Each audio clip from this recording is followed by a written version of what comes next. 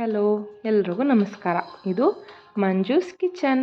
ನನ್ನ ಫಸ್ಟ್ ವೀಡಿಯೋಗೆ ಎಲ್ಲರೂ ತುಂಬ ಚೆನ್ನಾಗಿ ರೆಸ್ಪಾನ್ಸ್ ಮಾಡಿದ್ದೀರಾ. Thank you so much. ಹೀಗೆ ಒಳ್ಳೊಳ್ಳೆ ರೆಸಿಪಿ ಹಾಕ್ತಾ ಇರ್ತೀನಿ.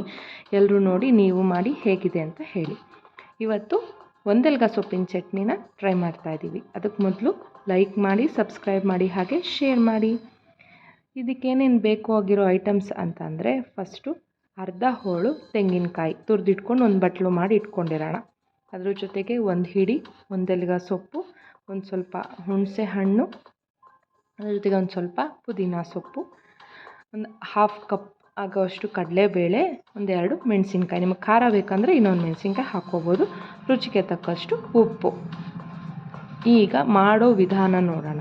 ಫಸ್ಟು ನಾವು ಒಂದು ಬಾಣಲೆಗೆ ಎಣ್ಣೆ ಹಾಕ್ಕೊಂಡು ಮೆಣಸಿನ್ಕಾಯಿನ ಡೀಪ್ ಫ್ರೈ ಮಾಡೋಣ. ಚೆನ್ನಾಗಿ ಅದು ಫ್ರೈ ಆಗಬೇಕು. ಈ ಒಂದೆಲ್ಗ ಸೊಪ್ಪು ಮಕ್ಕಳಿಗೆ ಜ್ಞಾಪಕ ಶಕ್ತಿಗೆ ತುಂಬ ಯೂಸ್ ಆಗುತ್ತೆ. ಮೆಣಸಿನ್ಕಾಯಿ ಜೊತೆಗೆ ಕಡಲೆಬೇಳೆ ಹಾಕ್ಕೊಂಡು ಹೊಂಬಣ್ಣ ಬರೋವರೆಗೂ ಹುರಿಬೇಕು.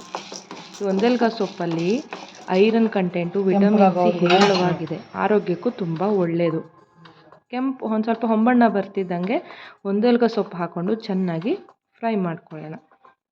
ಬೇಳೆ ಕೆಂಪಗಾಗಬೇಕು. ಇದ್ರ ಜೊತೆಗೆ ಹುಣಸೆ ಹಣ್ಣನ್ನು ಹಾಕಿ ಫ್ರೈ ಮಾಡೋಣ. ಚೆನ್ನಾಗಿ ಫ್ರೈ ಆಗಬೇಕು. ಹುಣಸೆ ಹಣ್ಣು ಫ್ರೈ ಆಗಿರೋದ್ರಿಂದ ಗ್ರೈಂಡ್ ಮಾಡೋಕ್ಕೆ ಸ್ವಲ್ಪ ಈಸಿ, ಇಲ್ಲ ಅಂದರೆ ಸ್ವಲ್ಪ ಗಟ್ಟಿ ಇರುತ್ತೆ. ಎಲ್ಲ ಹಾಕ್ಕೊಂಡು ಚೆನ್ನಾಗಿ ಫ್ರೈ ಮಾಡ್ಕೊಳ್ಳೋಣ. ಬೇಳೆ ಕೆಂಪಗಾಗೋವರೆಗೂ ಫ್ರೈ ಮಾಡಿ ಆರಿಸಿಟ್ಟು ಆರಿದ ಮೇಲೆ ಮಿಕ್ಸಿಗೆ ಹಾಕ್ಕೊಳ್ಳೋಣ.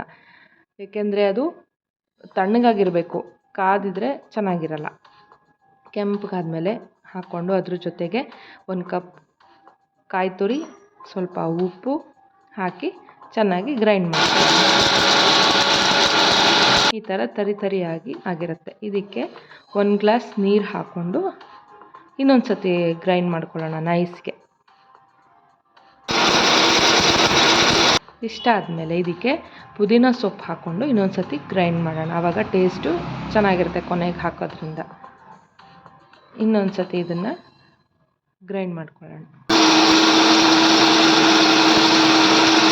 ಇಷ್ಟ ಆದರೆ ಚಟ್ನಿ ರೆಡಿ.